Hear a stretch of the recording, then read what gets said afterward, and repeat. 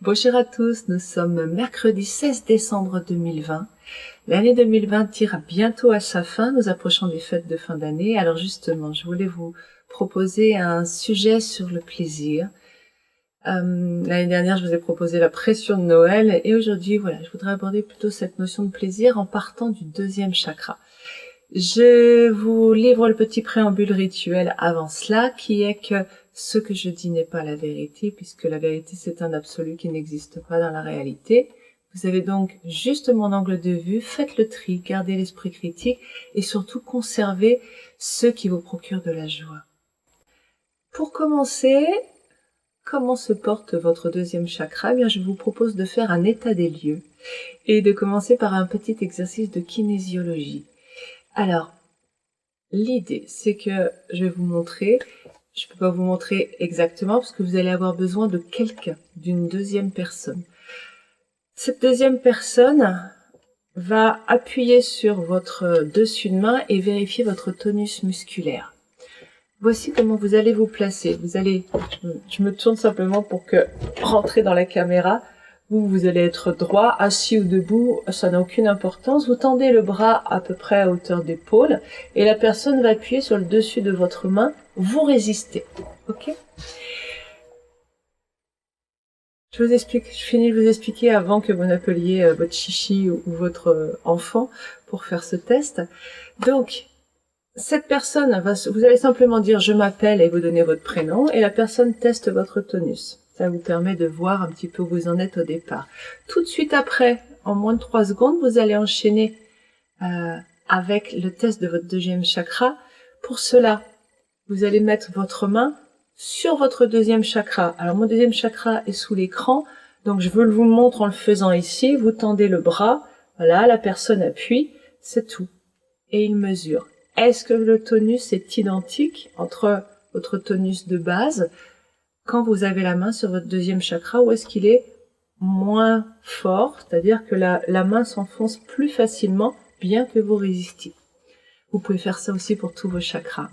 Le deuxième chakra, pour savoir où mettre votre main, vous allez la mettre donc entre l'os du pubis ou du pelvis si vous êtes un homme et le nombril. Si vous pouvez sentir où se situe l'énergie, vous mettez votre main là-dessus, donc vous la posez sur votre corps, vous tendez votre bras. Ok, vous enchaînez ces deux choses très rapidement, en 3 secondes à peu près, pour que l'autre personne puisse dans sa mémoire à court terme sentir s'il y a une différence pour qu'il puisse comparer mentalement. Voilà. Et ça va vous donner un état des lieux de votre deuxième chakra. Votre deuxième chakra, alors soit vous le faites tout de suite, vous coupez la vidéo, soit vous le faites à la fin de la vidéo en réécoutant ce début. Votre deuxième chakra, c'est le centre du plaisir. Il y a plusieurs plaisirs pour moi. Je voudrais différencier le plaisir mental et le plaisir physique. Pour moi, le plaisir mental, c'est celui qui nous est procuré donc par le mental quand nous atteignons un objectif. J'ai bien travaillé aujourd'hui, j'ai atteint mon objectif, hop, je m'autorise le plaisir. C'est-à-dire que je m'autorise à ouvrir le chakra du cœur. J'ai un autre exemple de plaisir mental. J'ai un compliment de quelqu'un, hop, voilà, je m'autorise à ouvrir le chakra du cœur. C'est aussi, je m'achète quelque chose pour moi, eh bien, j'ouvre le chakra du cœur parce que je reçois quelque chose. Donc, l'objectif de notre vie est toujours de recevoir de l'amour. Je reçois quelque chose de matériel qui, dans mon conditionnement, est une récompense. Et à ce moment-là, comme je suis récompensée, je me sens quelqu'un d'aimé, d'aimable, de bien. Et je m'autorise à ouvrir mon chakra du cœur. Vous voyez le système? Donc, je généralise, je simplifie. Le plaisir mental, c'est j'ai atteint un objectif. Et j'ai donc le droit de recevoir du plaisir. Ok. Le mental donc, le plaisir, ça passe par cette autorisation. Nous avons au niveau physique un autre type de plaisir et c'est plutôt celui-ci que je vais développer. Ce plaisir, c'est le ressenti. C'est la joie qu'apporte la possibilité d'expérimenter dans la matière à travers nos 5 sens. Et là, ce ressenti ouvre directement notre chakra du cœur parce que c'est comme cela que nous sommes prévus de fonctionner. Mais je vais revenir à la fin de cette vidéo. Comment se construit donc ce rapport au plaisir? Il est fort probable que vous ayez un deuxième chakra qui ne fonctionne pas à plein. C'est très rare dans notre société d'avoir un deuxième chakra épanoui, c'est-à-dire que d'avoir un droit au plaisir et d'avoir une joie à déguster la vie. C'est pas l'idée je la croque à pleines dents, c'est l'idée de cette joie intense à simplement déguster ce qui est par nos 5 sens. Ok. Alors, comment se construit ce rapport au plaisir? Eh bien, il se construit en 3 points, me semble-t-il, par l'imitation, par le conditionnement et l'éducation reçue, orale, visuelle, et puis par l'expérimentation. Le rapport au plaisir par l'imitation. L'imitation, c'est l'imitation de vos parents, en tout cas de votre famille proche. Qu'est-ce que vous avez pu voir et surtout percevoir énergétiquement du comportement de vos parents? Les miens sont nés dans les années 30, ils ont été éduqués avec, à cette époque-là, on travaillait 7 jours par semaine, en plus c'était des parents qui étaient d'un milieu ouvrier, quoi, mes grands-parents. Donc c'était quelque chose qui était le travail vraiment prenait une très grande place dans leur vie. Donc ce que je voyais de mes parents, c'était on bosse, on bosse, on bosse. Et puis le plaisir, oh là là, c'est si on a le temps et c'est vraiment pas là ce qui est important dans nos vies. Donc voilà ce que j'ai vu, ce que j'ai perçu. Évidemment, si vous aviez des parents qui étaient à s'accorder des vacances, qui pouvaient partir à l'étranger ou en tout cas s'accorder du dépaysement, qui s'accordaient des pauses, qui pouvaient dans la journée prendre 2 heures pour aller faire une promenade avec vous, juste comme ça alors qu'il y avait plein de boulot, vous n'avez pas construit le même rapport. Deuxième point, le conditionnement et l'éducation. Si vos parents, je prends l'éducation qui est particulière à vos parents, si vos parents vous ont dit quand vous étiez petit, va jouer, détends-toi en sortant de l'école, tu feras tes devoirs plus tard. Si t'as le temps, on verra. Pour l'instant, fais-toi du bien, prends du temps pour toi. Vous n'avez pas le même rapport que quelqu'un à qui on a dit, oh là là, tu sors de l'école. Bon, ok. Tu goûtes, tu fais tes devoirs d'abord, et après, si tu as le temps, tu iras jouer. Mais on commence par faire ce qu'on a à faire. C'est forcément un rapport au plaisir différent. Le conditionnement dans notre société, c'est un conditionnement à mettre le travail avant l'amusement. Je ne vais pas parler de ce conditionnement parce que c'est un conditionnement à la souffrance. Je vais revenir très légèrement dessus, mais je vous invite à voir les vidéos que j'ai faites sur la souffrance et la souffrance au travail, qui sont 2 choses différentes.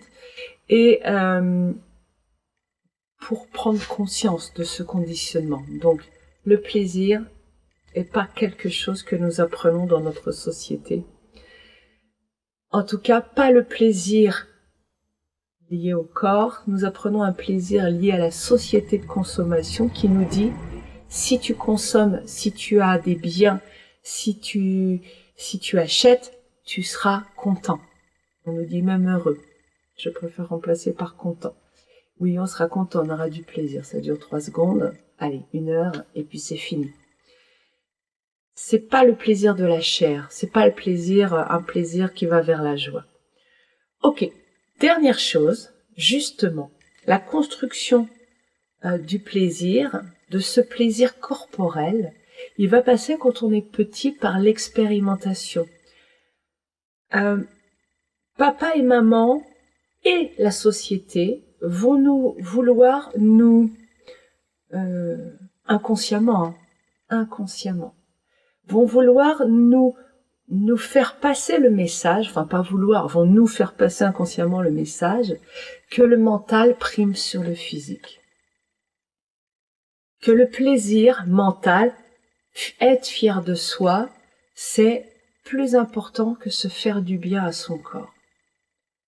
Mais quand on est petit, eh bien, on a cette connaissance innée que le corps est source de plaisir direct. C'est agréable de se toucher, c'est agréable de manger, c'est agréable d'écouter les bruits. Oh, un oiseau, oh et vous voyez tous l'émerveillement de l'enfant que ses sens lui procurent, cette joie de découvrir que nous perdons très rapidement, puisque nous allons mettre un voile sur le corps. Alors, quels sont justement les obstacles qui viennent dans notre vie, qui nous empêchent de rester dans cette joie d'enfant à découvrir le fonctionnement de notre corps? Notre corps est quand même quelque chose au niveau des sensations qui est extraordinaire. C'est par là que nous captons toutes les informations. Et nous avons plusieurs milliards d'informations à la seconde qui nous arrivent par ce corps. C'est extraordinaire. Mais nous allons très vite mettre un chapeau sur ce corps. Pourquoi?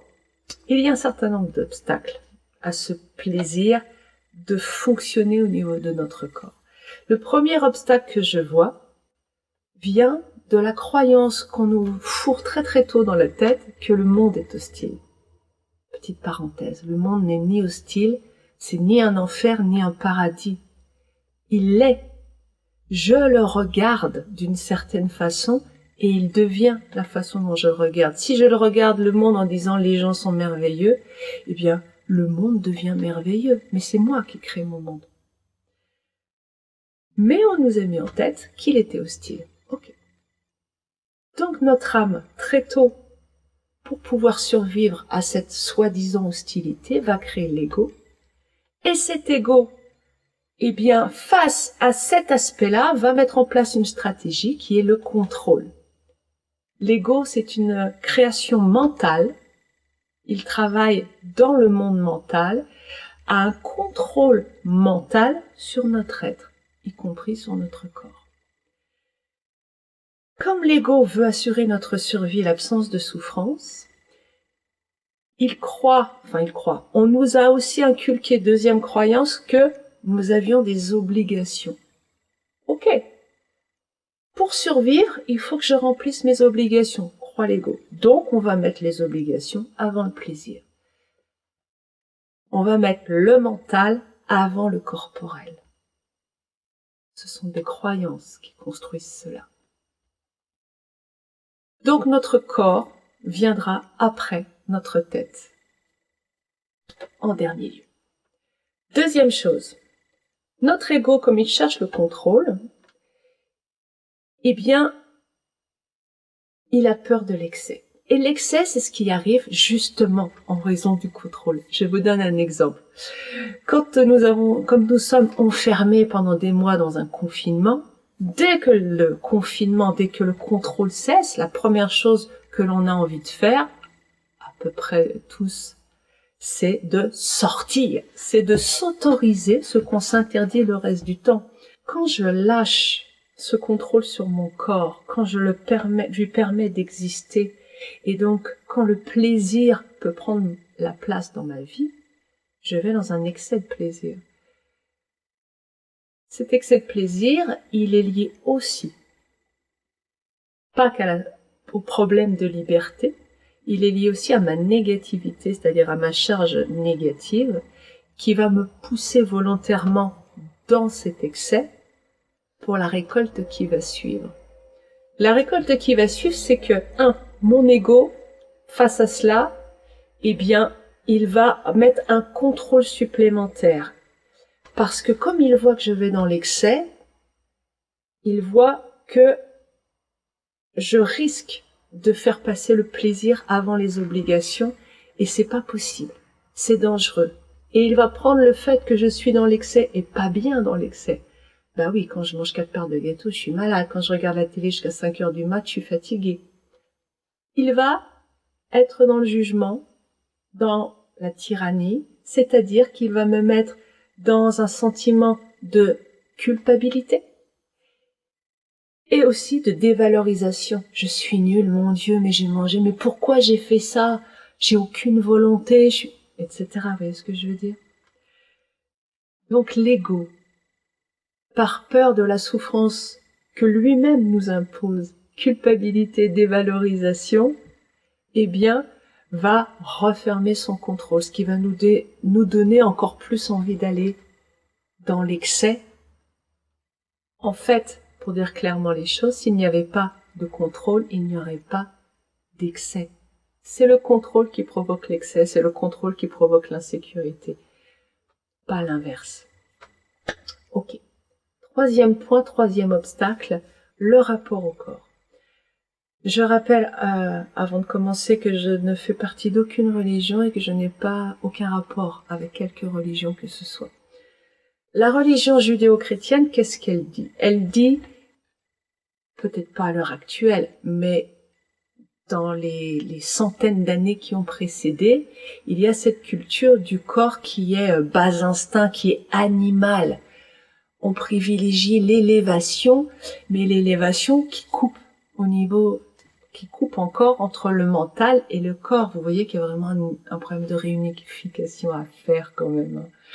Où ce corps, où nous sommes incarnés dans la matière par le corps, mais on veut le couper.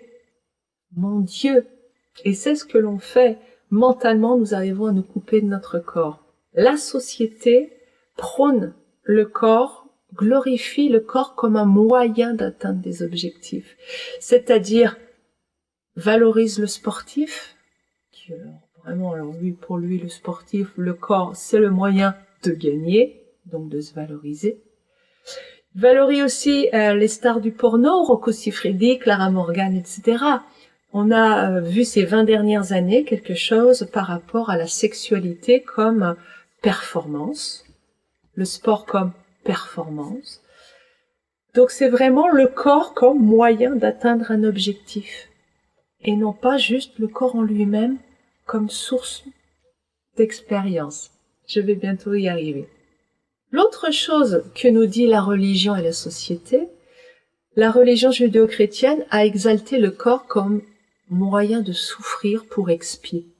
Ok. Eh bien, la société nous dit la même chose avec les sportifs, mais aussi avec la notion de performance, mais aussi avec la notion, regardez ce film qui a, je crois, a eu 3 versions, les 50 nuances de Grey, le sadomasochisme, la torture, tout ça, si vous regardez dans les médias, c'est extrêmement présent. Ok, donc le corps, eh ben si la sexualité, il y a du masochisme, du sadisme, c'est bien, c'est juste, c'est normal. Faisons-nous souffrir et nous aurons du plaisir. Vous voyez comme il y a une distorsion quand on aime. Il y a juste de la beauté, de la joie. La souffrance est une notion totalement liée à la négativité. Vous voyez comme, en tout cas, ces obstacles participent à l'idée, à la construction du fait que nous devons couper ici et ne pas nous occuper de notre ressenti et de nos sensations. Or, le corps est la liaison directe vers l'amour, vers notre source, vers Dieu, la vie, tous les mots sont bons, mais vers quelque chose de plus grand que nous. Quand nous sommes immergés dans les sensations, le mental se tait. Il n'y a plus de notion de bien, de mal, de culpabilité. Au moment où je suis immergée dans la sensation, je suis dans une expérience. Et cela me met en liaison directe avec ce que je suis au plus profond de moi. Je suis une âme qui est venue expérimenter la matière et goûter à la vie par ce corps. Donc pouvez-vous simplement déguster le fait d'être là. Peut-être que c'est ça en fait, le plaisir, la joie, ce deuxième chakra. C'est comment je peux me rappeler à chaque seconde que tout ce que je vis est un miracle. Que le simple fait d'avoir le goût, l'odorat, le simple fait d'avoir la vue, de pouvoir voir des couleurs, un sapin de Noël, le simple fait que les gens qui sont là autour de moi soient encore vivants, que nous puissions nous retrouver. Peut-être que tout ça est un miracle. Et qu'au lieu d'être dans ce contrôle et d'avoir la volonté que ça se passe bien et la volonté que tout le monde soit content, lâchez un peu les autres et juste déguster ce miracle. Je suis vivant et j'ai plaisir à être là. J'ai choisi de passer Noël seule. Mes parents étant âgés, ça me paraît plus raisonnable.